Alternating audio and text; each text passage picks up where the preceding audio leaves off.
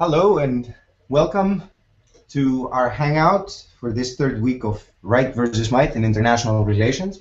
So my name is Antonios, and I will be dealing with the question of weapons of mass destruction and the Syrian civil war and how the collective security system has responded to this challenge. And the way we're going to proceed is I have some of your questions, which I've gathered together here, and I'm going to try to give a structured answer to all of them. But in the meantime, as some of you are already doing, you can post your questions on the Q&A app right here on the Google Hangout, or continue posting in the steps because we're monitoring those, or even tweet your questions to me, and we'll take it from there. Now, what I thought I'd start with more general issues, because there seems to be some overwhelming, well, if not overwhelming, some significant feeling that, international law is not effective, and all of this is pointless because the U.S. is around, or stuff like that. Let's talk a little bit about the effectiveness of international law. In the sense that we need to first consider how extremely difficult, in general, if not impossible, it is in general terms to compel a state to do anything, and that's not an issue with international law alone. It is equally difficult to compel the state to do anything under domestic law. So let's say the tax authorities in your country ask you to pay X amount of tax, and that's illegal, and you even go to court, and you get the court to say that's illegal. Then you have a judicial decision, but can you actually compel the state to give you back the money?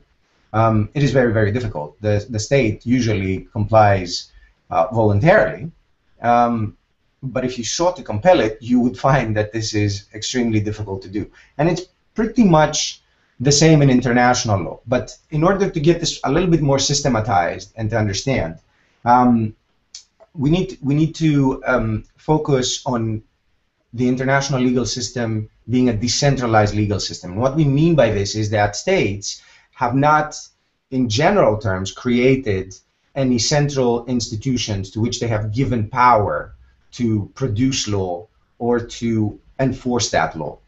All right? And this is something that you need to keep in mind whenever we're talking about any sort of international regulation, whether it has to do with WMDs or with anything else.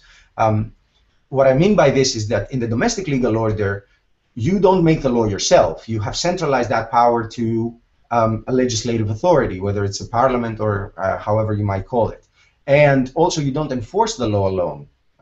You have centralized that power to the executive of the state, to the police, and other institutions.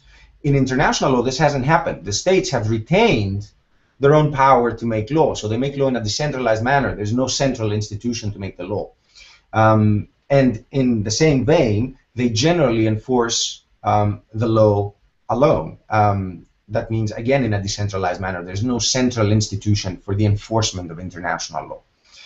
Now, let's see how this plays out with respect to the sources of international law. So there were a lot of questions about, oh, so-and-so treaty has been ratified by so many states, does that make it custom? But this treaty allows states not to sign it at the time that is open for signature, and they can come at a later time and sign it. Does this mean it's not mandatory? And stuff like that.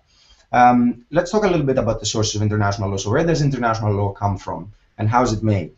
And the two basic sources of international law are customary international law and international treaties.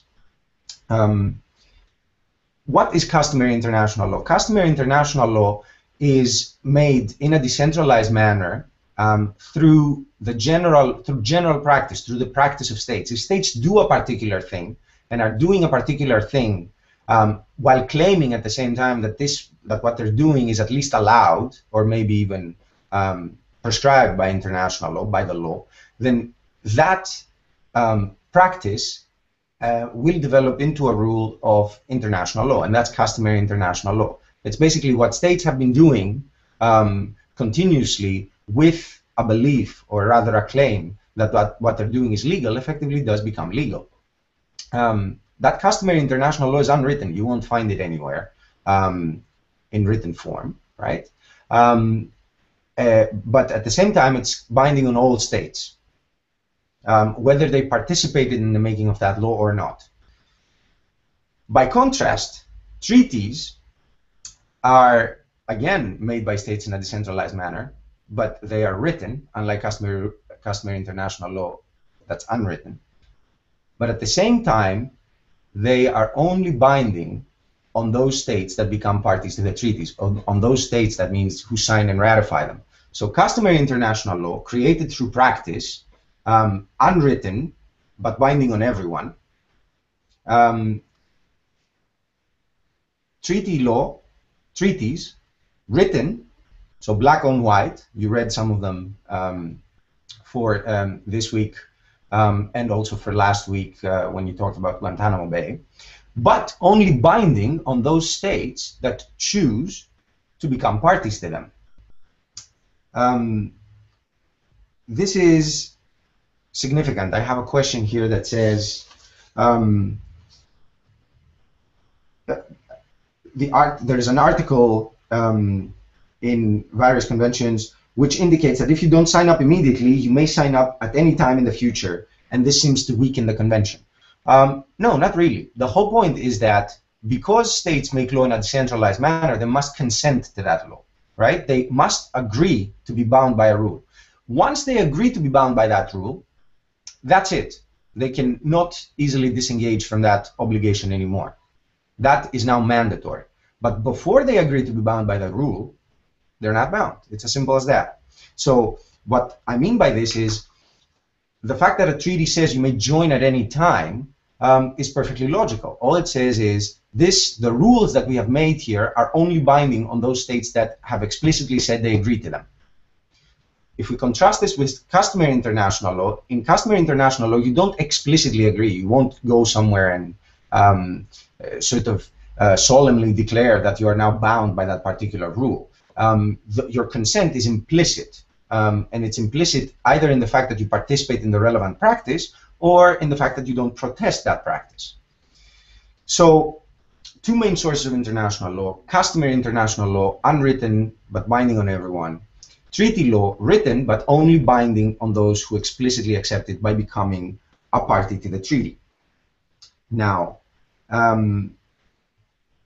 having said that, these treaties are only binding on states. There was a question, or there was a concern, for example, that well, companies and transnational corporations or whatever seem to be much more powerful, and obviously the treaties don't apply to them. So could they engage in transfer of nuclear material, for example, or selling of chemical weapons or anything like that? Well, the thing here is that the state that has jurisdiction over that company, so wherever that company is based or wherever it is operating, the company doesn't have an obligation under international law, because it's not an addressee of international law in these circumstances. But the one who has the obligation under international law is the state, and that includes the obligation of the state to regulate that company in a number of ways, to monitor and regulate the behavior of that company. And how does the state do that? It can very easily do that, but through its own domestic law. So it can regulate, and it has the obligation to regulate those within its jurisdiction, whether it's natural persons or companies, so as to make sure that the state itself, nothing happens in the territory of the state itself that violates international law or the state's international obligations. So this, for example, the fact that treaties are binding on states, but only on those states that have adhered to that particular treaty, would explain another question that I had about Israel. So somebody said, what about Israel?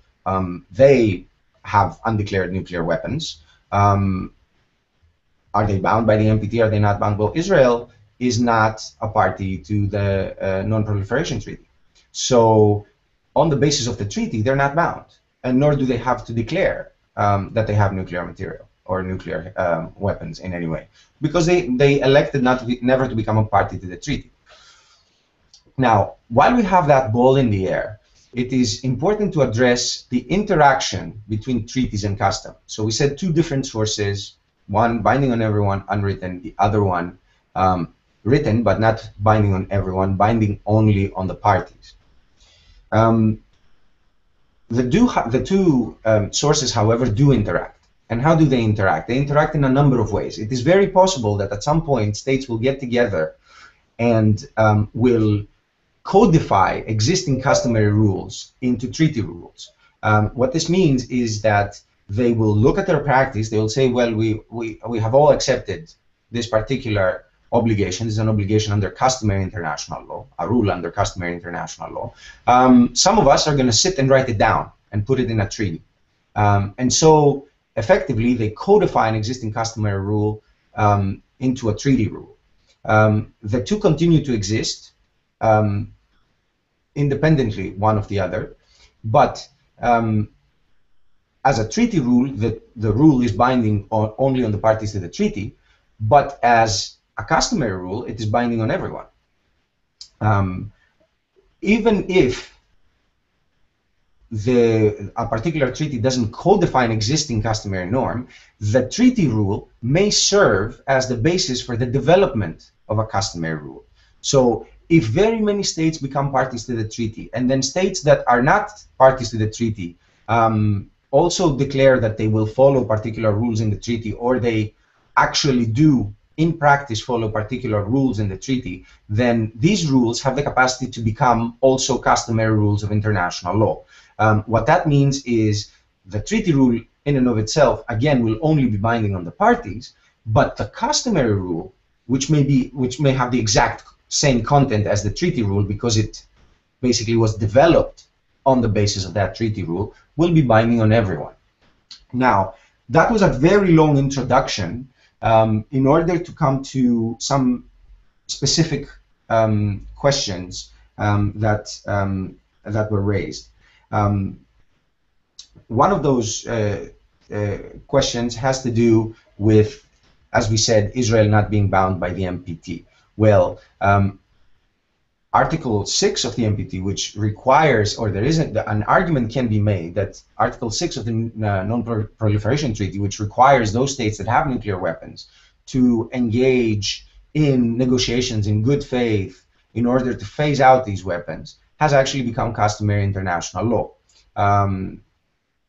What this means is that nuclear weapons are not prohibited, but there is an obligation on those states that have them to at least engage in negotiations in good faith in order to eliminate, to sort of agree with other states to eventually phase out nuclear weapons completely. So that would be an example of a treaty rule that has arguably passed into customary international law, so it's no longer just binding on the member states, or on the states parties to the NPT, to the Non-Proliferation Treaty, but it's binding on all states in the world. There are other examples like this, but obviously they go beyond the scope of what we're talking about today. Another thing that I wanted to address in this connection was a question that I have here. I wondered about this as I read the NPT. Says someone, if the 5 nuclear states signed the treaty in 1967 to cease the nuclear arms race and disarm, why are we still in possession of nuclear weapons? I assume you say we because you come from a nuclear state, Victoria. And even thinking of spending so much money on replacing them. So that's a very good point. The point is, the 5 nuclear states, they've signed the treaty, but what are the obligations that they undertook? If you read the treaty carefully, you will see that they didn't undertake an obligation to get rid of all their nuclear weapons immediately. The obligation that they undertook under Article 6, as we said, is to negotiate in good faith to eventually phase them out. So technically, there's not a problem with still having them, right? What the problem begins because you are thinking of replacing, getting new weapons, or states are engaging in a modernization of their nuclear arsenal or something like this. And that is a very good point, actually. That would be in violation of the Non-Proliferation Treaty, because instead of seeking to negotiate in good faith, arguably what you're doing is you're not negotiating in good faith at all, and instead you're modernizing your nuclear arsenal, which could be taken as an indication that you have no intention of engaging in those negotiations and of getting rid of the nuclear weapons eventually. In fact, if you look at the webpage of the International Court of Justice, the International Court of Justice is the principal judicial organ of the United Nations, and it's based in The Hague. You will see that very recently, a few months ago, the Marshall Islands launched a claim against a number of states, both parties and non-parties to the Non-Proliferation Treaty, where they argue precisely this. They argue that the states with nuclear weapons have not fulfilled their obligation either under Article 6 of the NPT or under customary international law to engage in good faith negotiations in order to eliminate nuclear weapons. Now, we're going to have to wait and see what happens with that claim before the court, but you're absolutely right that it is important to look at the conduct of states and to determine whether that conduct is in breach of their obligations. So one argument that says it's not in breach is to say, well, the provision doesn't require you to get rid of nuclear weapons immediately, and we're still in the process of negotiating and thinking about how we can phase them out. But while we're in the process of doing that, we still need to maintain them in operational capacity because we have a right to have them. The counter argument would be, well, the fact that you're modernizing your nuclear arsenal, the fact that you haven't been obviously engaging in negotiations, or whatever negotiations you engaged in were not in good faith, means that you have that you're actually in violation of the obligation to negotiate, and that you're violating either the treaty or customary international law. Now, I hope that's somehow clear now. This relates to lawmaking. How is international law made? Through custom and treaties. How do the two interact? They may interact. Custom may be codified in treaties, or treaties may act as a source for the development of custom. Particular rules in the treaties that we discuss may have passed into customary law and thus be binding on everyone. But in the first instance, treaties are binding on the states parties and states alone. Now, let's move to enforcement. And there we also have this feature of decentralization in the enforcement of international law. What does this mean? If you think you've been wronged in domestic law in the final analysis, you can always go to court, and finally you can enlist the power of the state to help you enforce the law, or you can ask the state to enforce the law on your behalf and on everyone's behalf through the monopoly of power that the state has, the monopoly of violence, let's say. In international law, and that's because we have given up our right to sort of seek enforcement of the law by ourselves, right? If somebody wrongs you, you don't go and hit them over the head with a baseball bat or anything like that, except in self-defense, but generally avoid it. You don't do that. You have basically given up that power. You're not allowed to use force. You're not allowed to use violence, except in self-defense. You've given up that power in favor of the state, and you've entrusted that power to the state, so the state comes and enforces the law. In international law, states haven't done that, or at least they haven't done that in general form. So if international law is violated, then in the first instance, the one who will determine whether it has been violated is the state, and again, the one that will try to enforce. Okay, let's hold on to this. We have one on modernizing nuclear arsenal. Could this be required under domestic law to keep systems safe for their operators or the environment? Yes, it could, and that's why I said it's not absolutely clear that modernizing your nuclear arsenal alone is an indication that you're violating your obligation to negotiate in good faith for the phasing out of your nuclear arsenal. But forget domestic law. Another thing that you need to remember is when it comes to international law and domestic law, you can never claim your domestic law as a justification for the violation of international law. It doesn't matter what your domestic law say. That is your problem. Change your domestic law, whatever it says, if that means that you will violate an international obligation. So I hope this makes sense. When you undertake an international obligation, with it you undertake the obligation to keep your domestic law in such shape so that it doesn't force you in any way to violate your international obligation. And if another state comes to you and says you violated your international obligation, you cannot turn around and say, oh, I'm sorry, my domestic law says that I have to do it. This is not a valid excuse. Having said that, the main question is not whether your domestic law requires the modernization of your nuclear arsenal. The main question is the modernization of your nuclear arsenal in and of itself in violation of the treaty? And that is something that is open to discussion, because what the treaty says is not, you may not modernize your nuclear arsenal. What it says is you need to negotiate in good faith about phasing out the weapons.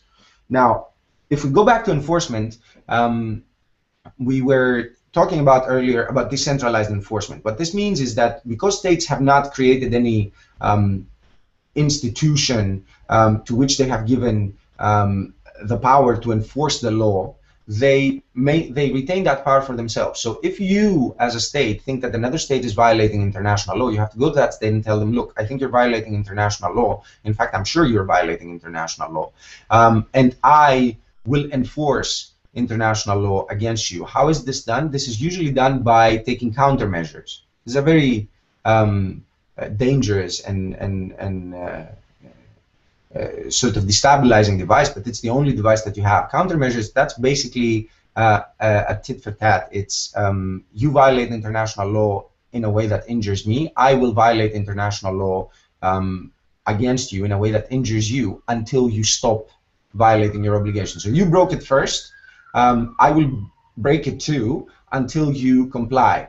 Now, I know this sounds very, very dangerous. There are rules that tell you you cannot break whatever international obligation you want as a countermeasure. In fact, you can never use force as a countermeasure. So you cannot attack another state by force as a countermeasure. You cannot violate human rights as a countermeasure. You cannot violate the rules of diplomatic law, diplomatic immunities, and all the rest of it, and so on and so forth. Let's not go into that too much. So the general idea is that enforcement is decentralized. However, what happened after the Second World War, which was emblematic, was the creation of this collective security system. And that is partial centralization of law enforcement. And I say partial because if you look at what the states have given the power to the Security Council to do, is not to enforce the law, but to maintain the peace. So what this means is that the Security Council is a central organ that has some law enforcement powers, but it doesn't deal with any violation of international law. It will deal with particular violations of international law when these threaten the peace or constitute a breach of the peace or an act of aggression. So effectively what this means is that states have created a central organ. They have given up all their power to use force. They're not going to be using force anymore in international relations. That's what Article 2.4 of the UN Charter says. But they do maintain a right of self-defense, just like we do in domestic law, right? When somebody attacks you on the street, of course, you're not allowed to use force in general, but you're not going to call the police and let them stab you. You're probably, well, if you don't run, you're probably going to try to defend yourself and be violent. So that is excused, right? That is, you have a right to defend yourself. Just like that, states also have a right to defend themselves. But generally, what they've done is they've centralized the power to use force to the Security Council. They said we won't use force anymore. Only the Security Council can decide on the use of force. And they've also given the Security Council powers so that it can take measures that we call sanctions, which don't involve the use of force.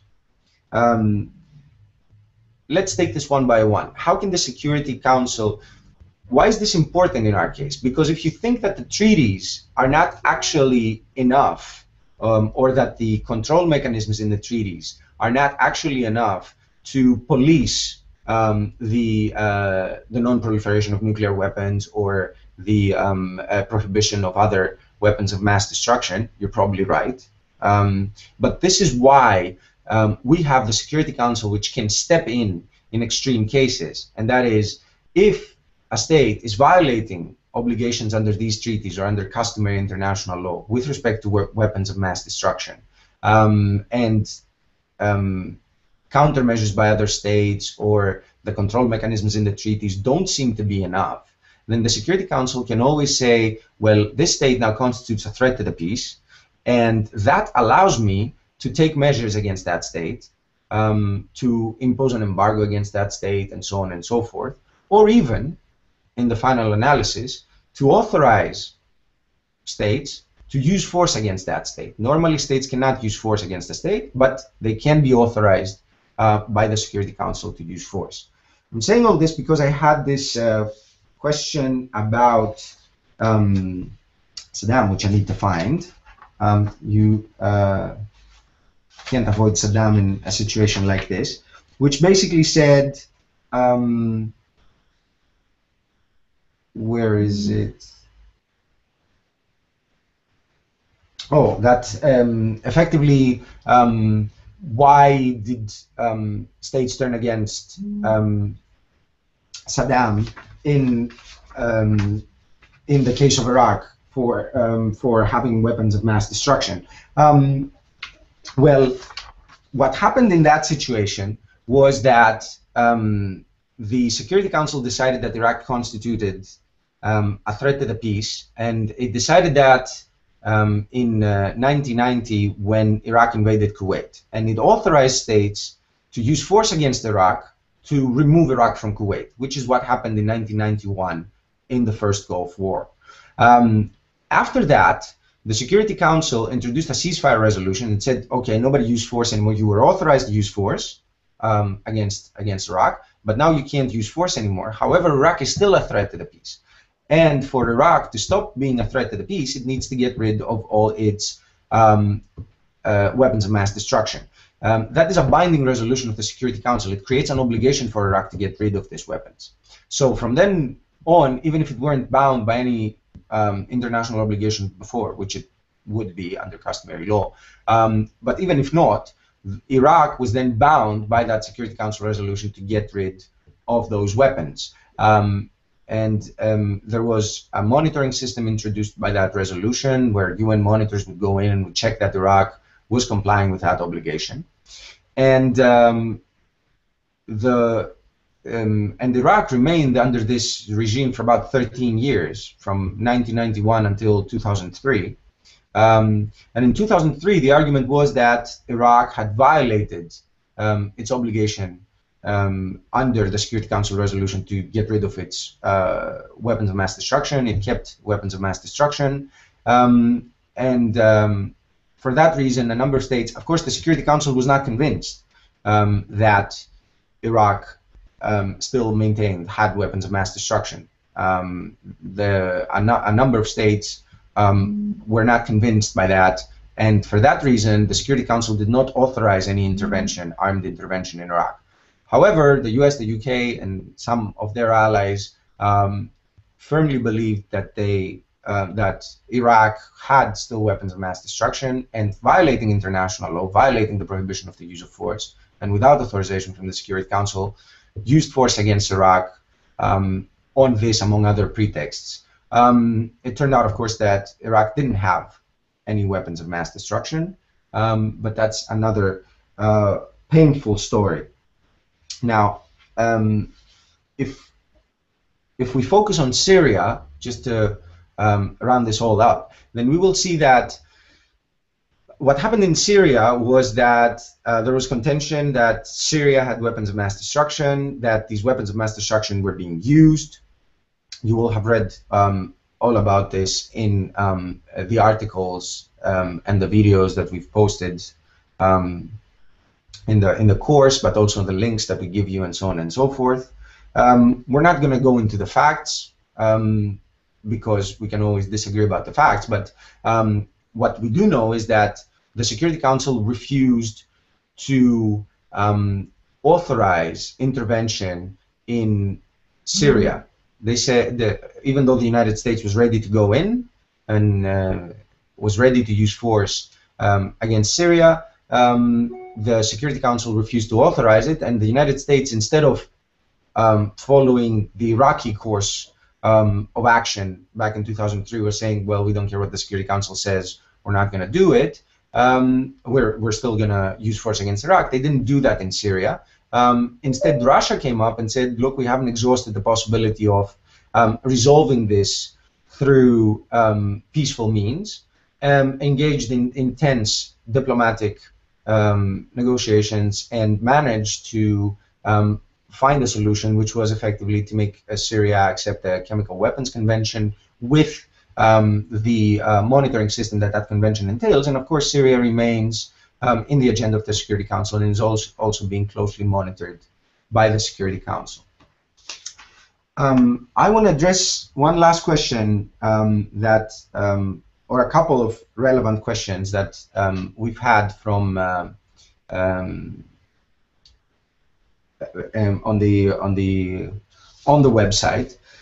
Can a state come into existence simply by assertion, as with ISIS proclaiming an Islamic State? So ISIS, which is effectively part of the insurgent forces that are operating at the moment in Syria, but also in Iraq, and you will have seen in the last weeks that they have taken over a significant part of Iraqi territory. They've taken that under control, and they have declared their own state. They have declared a caliphate. Why is this important, of whether a state can come into existence by assertion? How can other states engage with it for negotiations, trade agreements, treaties, etc., is the question. And there is another related question, which says, the announcement of a caliphate has become an issue of intense discussion here in the US. Our discussion may turn to the idea of a nation state being established in the Syria-Iraq control areas by ISIS. Does this give the US, allies, whatever that means, NATO, the opening for interstate actions?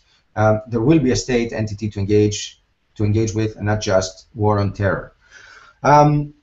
This is actually a very complicated topic that we would need a lot of time to cover, but generally, just to clarify a few things, there are requirements in international law, in customary international law, or there are specific criteria for statehood. You need to fulfill certain elements to become a state. You need to have a defined territory, you need to have a permanent population, you need to have an effective government, and you need to have a capacity to enter into legal relations with the other states. And what that means is you need to have independence.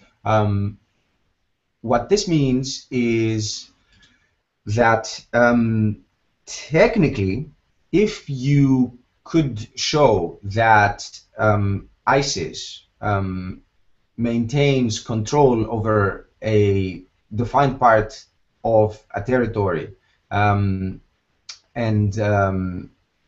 a control over a population, and has some sort of organization that commands the obedience of the population and controls the territory, all you basically need is an assertion that you become independent, and you could technically be fulfilling the criteria for statehood. However, other states are unlikely to recognize you, and especially in this particular situation, they would be very unlikely to recognize a new state in part of the territory of Iraq and Syria, for a number of reasons, because that would, in a way, legitimize that caliphate, but also because that could constitute intervention in the domestic affairs of Iraq and of Syria. So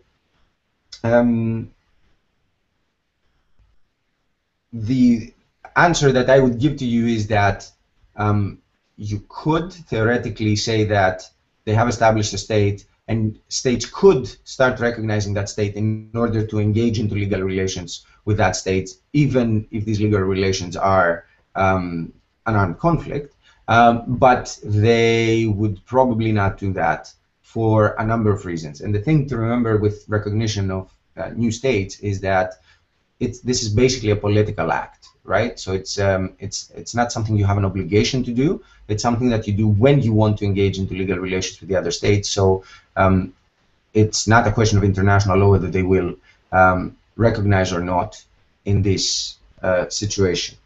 Now, I think we've covered most of the questions or at least I tried to group together most of the questions that I've seen and that I've been sent from the Q&A and Twitter and the website. I hope you have found this helpful. We'll continue discussing, of course, the subject on our MOOC, and I will go on either today or tomorrow and try to post some more comments, and if there are reactions, that would be great also to engage with them. Thank you very much for participating in our MOOC. Thank you very much for your thoughtful questions, and all the best. Thanks.